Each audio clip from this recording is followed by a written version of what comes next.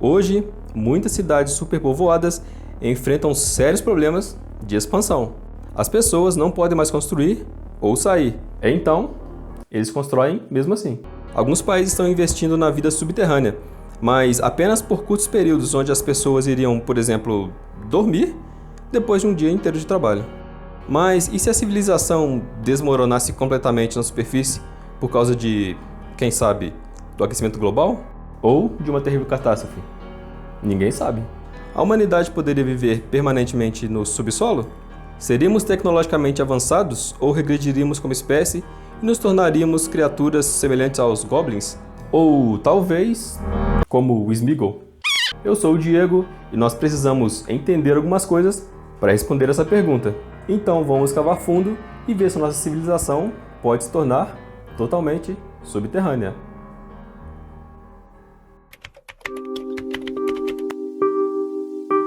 A primeira coisa que vem à mente quando pensamos em recuar para o subsolo é onde vamos conseguir água, comida e energia. Enquanto essas coisas são essenciais para a gente sobreviver aqui na superfície, elas serão ainda mais necessárias se a gente quiser viver lá embaixo. Muito planejamento, suprimentos, equipes capacitadas para lidar com todos os problemas técnicos e psicológicos seria muito bom para começar. Suponhamos que um evento desastroso nos fez empacotar nossas coisas e partir para o subsolo. Nesse caso, é seguro admitir que quaisquer fontes de energia que confiávamos enquanto vivíamos na superfície se foram. E as pessoas que as operavam também se foram. Sinto muito. Manter painéis solares pode não ser possível. Dependendo das condições da superfície depois de um desastre, provavelmente não poderíamos nos aventurar para mantê-los lá. E sempre tem a chance de que eles não recebam a luz solar de qualquer maneira. Nesse ponto, a nossa melhor chance seria cavar, ao invés de subir, e tentar tirar os recursos da própria Terra. Poderíamos tentar aproveitar a energia geotérmica fornecida pelo calor do núcleo do nosso planeta, extraindo essa energia da água quente, do vapor e das rochas. Talvez. E falando em água, talvez não dê pra gente sair dos nossos abrigos para buscar um pouco desse recurso depois que um evento cataclísmico nos atingiu. Se a superfície fosse bastante hospitaleira, poderíamos montar um coletor de água da chuva, mas isso não forneceria água suficiente para todos. E também não saberíamos se a água está boa para uso. Felizmente, no subsolo podemos encontrar aquíferos naturais, contendo água subterrânea. Isso funcionaria como uma espécie de grande fonte de água, desde que pudéssemos purificar a água antes de consumir. E conter a fonte antes que ela nos inundasse e afogasse todo mundo. Fazer um estoque de comida industrializada, ensacada e enlatada e outras refeições não perecíveis seria uma ótima ideia, mas duraria por pouco tempo. Se pudéssemos trazer animais de fazenda para o subsolo, isso poderia funcionar, mas a gente precisaria de uma maneira de sustentar esses bichos, para poder assim usar os recursos que eles nos fornecerem. Mas nem só de proteína vive o homem e a gente não pode deixar de fora os veganos e os vegetarianos. Os jardins hidropônicos são bastante usados hoje em dia e podem ser uma valiosa fonte de vegetais, ervas e frutas no subsolo. Esse conceito agrícola nos permitiria economizar água e espaço e ainda fornecer alimentos com alto teor de nutrientes que poderiam sustentar a todos nós. Mas teríamos o problema da falta de luz solar, porque as plantas precisam de luz para viver. Mas daqui a pouco a gente volta nesse ponto. Acho que esse é um dos piores problemas, mas teríamos que encontrar uma maneira de gerenciar o esgoto e as águas residuais de forma útil. Simplesmente deixar o esgoto se acumular em algum lugar ao nosso redor não acabaria muito bem, e a gente acabaria ficando doente muito rapidamente. Seria talvez uma outra Idade Média. Dependendo do que plantaríamos, poderíamos considerar usar os nossos resíduos como fertilizantes. Mas a gente precisaria de uma ventilação adequada. Se conseguíssemos construir isso dentro de uma montanha ou em algum lugar que esteja acima do nível do mar, poderíamos tentar encontrar uma fonte de água que pudesse drenar esses resíduos para o oceano. Seria de toda forma bem ruim para o meio ambiente, mas depois de uma catástrofe, a gente não teria muitas opções mais adequadas.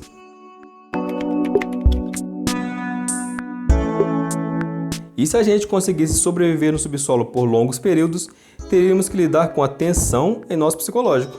Afinal, existir e viver são duas coisas totalmente diferentes.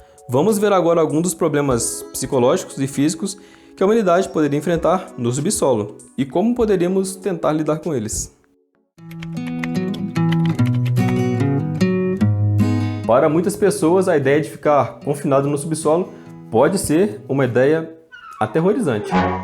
Não ver o sol, não poder respirar um ar puro, não poder fugir em caso de incêndio ou de inundação, e até mesmo a ideia de que tudo vai desmoronar são alguns dos pensamentos que podem induzir a ansiedade e a preocupação constante que passaria pela cabeça das pessoas. Gunnar D. Jensen, pesquisador da SINTEF na Noruega, que estuda psicologia subterrânea e design espacial, descobriu que cerca de 3% das pessoas são severamente claustrofóbicas. Ainda assim, existem algumas maneiras de combater esse medo. Se você der a essas pessoas algo que lhes dê um controle percebido sobre a situação, elas aceitam estar nela. Essa é a chave, disse Jensen à BBC.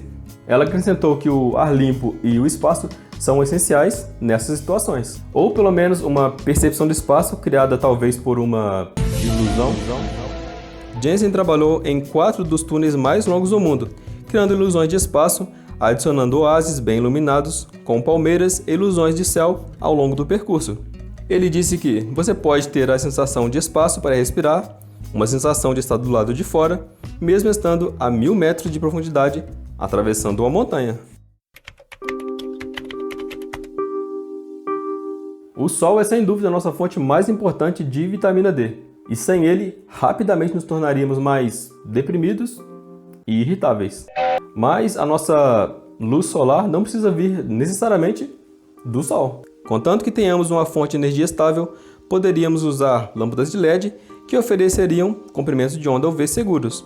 E assim, a gente conseguiria produzir a vitamina D que precisamos. Nossas plantações também poderiam se beneficiar dessas fontes de luz. Existem também alguns problemas mentais relacionados à falta de luz solar, como o transtorno afetivo sazonal, em que as pessoas se sentem mais deprimidas à medida que os dias ficam mais curtos e há menos exposição de luz solar durante o dia. Felizmente, existem algumas ferramentas no mercado que podem te ajudar a lidar com o transtorno afetivo sazonal, como lâmpadas de terapia que fornecem luz solar artificial. Muitas partes importantes da nossa vida diária já estão enterradas sob o solo, como energia, redes de informação e internet, água, cano de esgoto, porões, túneis e sistemas de metrô.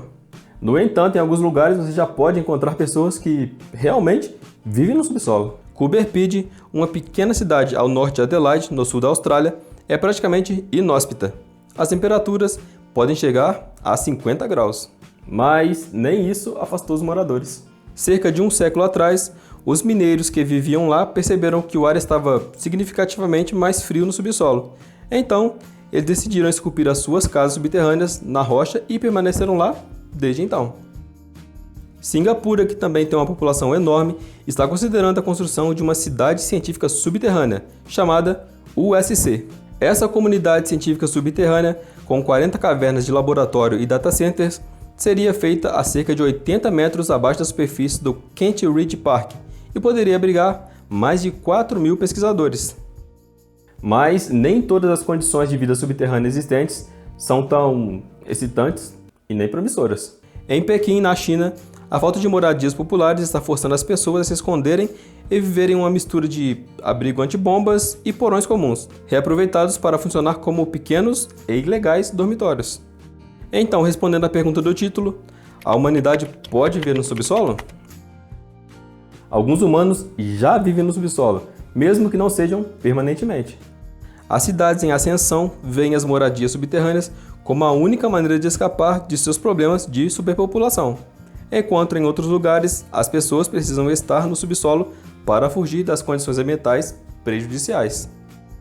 Annette Kim, diretora do Laboratório de Análise Espacial da Universidade do Sul da Califórnia, passou 1 ano estudando as condições de vida subterrâneas na China e acredita que a vida subterrânea pode estar reservada para muitas das principais cidades do mundo no futuro. Se continuarmos a ter essa rápida urbanização e as pessoas quiserem vir para as grandes cidades, teremos que viver no subsolo, ainda que nós já estejamos estudando formas de colonizar outros planetas. Mas, inicialmente, isso seria absurdamente caro.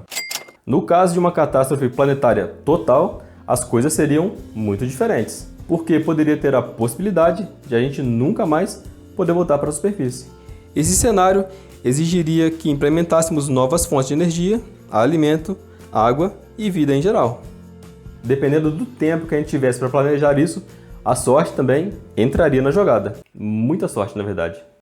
E já que falamos das profundezas da Terra, também temos muitos mistérios nas profundezas das águas.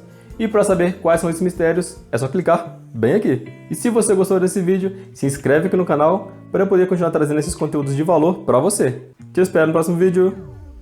Tchau!